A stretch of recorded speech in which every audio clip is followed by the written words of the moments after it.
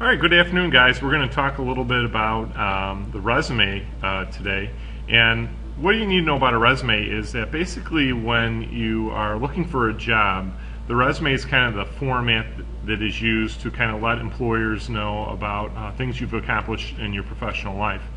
And so it could come in a lot of different formats, a lot of different styles. In some industries, will even scan resumes. They will take your resume, they put it into a scanner, and basically the HR department, human resource department, as they're looking for certain types of employees, they'll scan the resume for certain words. However, smaller firms and smaller businesses will hand pick through the resume, so they'll look at each resume, and generally someone will look at a resume anywhere from 30 to 60 seconds. So you want to make sure that you grab the reader's attention in this document and cause them to kind of look through and read on in your resume. And the whole goal of the resume is to grab attention, show the things you've accomplished, and to get them interested, get the employer interested into calling you in for an interview. So you're going to learn how to do this in this unit. And basically what I'm looking for you guys to do is to kind of do this resume as if you're 25, 26 years old, you have some work experience under your belt, and you have some type of career path to kind of put in there. So in real life we don't make up stuff as we put in the resume, but in this assignment you're going to kind of make stuff up, but like material that's reasonable to what you're trying to accomplish. Alright, so as we look at my resume, it's broken down into some different areas. And the first thing usually you see at the top of the resume, you always have the person's name. So here's my name, Joseph P. Navickas. And then you have your address and your phone number, your contact number there is located. So that's always at the top of the resume. The first thing you always want to put right after that is the job that you are looking for. So in this case, to teach secondary high school business. And so that would be my objective. Now, parts after that vary, but you will always have education and you will always have employment. Okay, employment is down here. And that's a kind of bad arrow there. But anyway, employment, if you have a lot more work experience, employment generally comes first and then education comes second. But I received my master's in 2009, so that's pretty recent. So I'm going to lead with my education. Notice that the order is in chronological order by most recent first, and this is what I want you to do in your resume, is to kind of do that, and then it goes back in time as you go down for that section. So you want to definitely put your education on there. If you've taken certain classes, maybe you received, it doesn't always have to be a degree, it just varies by profession. Alright, so if we kind of scroll down here, I start then with employment.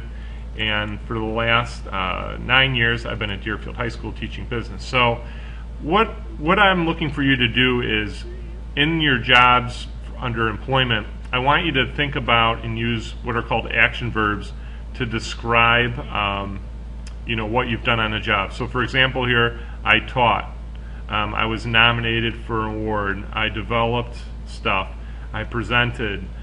So bring action to kind of what you've done on the job. If I go down to my second job at AN Corporation, you can kind of see again I use action verbs to kind of highlight different tasks. So what I'm looking for you to do is kind of research things that you would do on jobs to put into your resume. You never want to end up in a job where you're not doing anything that leads to information that you can put on your resume. That means you're probably in the wrong spot professionally. So you always want to make sure that you're accomplishing certain types of tasks and things that you could put on your resume. So both the resume and cover letter I will post in Moodle, so you could definitely look at this example more in detail if you would like. But notice that then we're going back in time once again. So this is June 99 to 2002.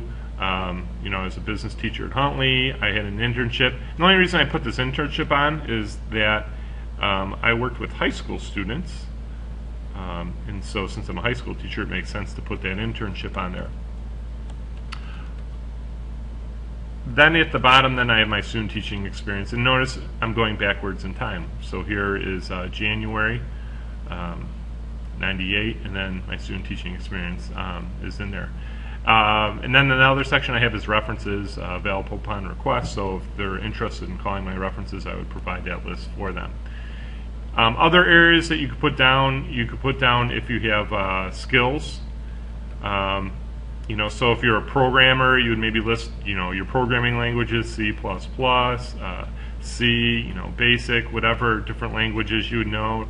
If you could speak different languages, so I could speak Spanish, I would want to put that on there. So there's some other types of things. Some people do a lot of volunteering, so you would put a volunteering section in and a listing of all the volunteering things that you have done.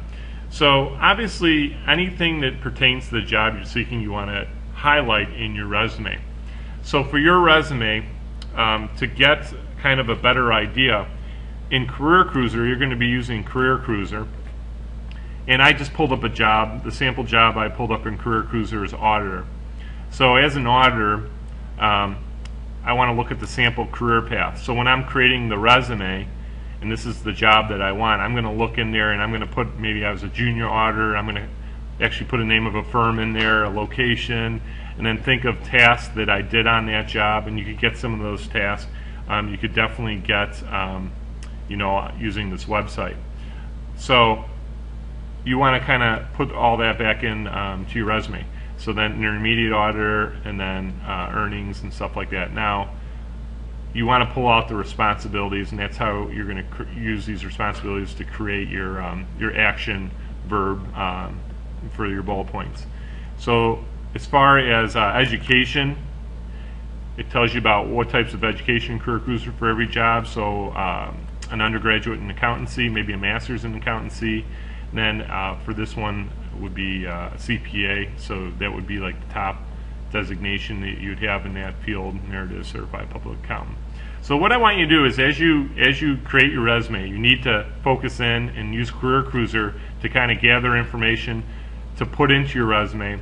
And then once you start your resume, make sure you use the format that I kind of just went over. So, have your name and address, phone number, objective, education, employment. Definitely those three sections, and then you could include more if you like.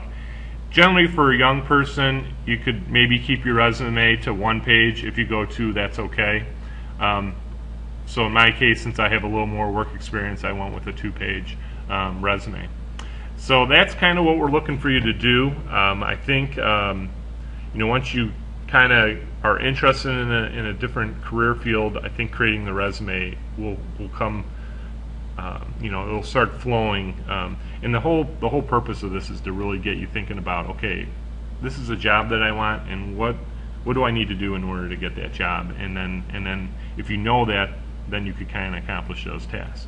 For me personally, I realized when I was a sophomore in college I wanted to be a high school teacher, and so it made most sense at that point in time that I became a camp counselor. I worked with students. I tutored at the university. I tutored people in my classes.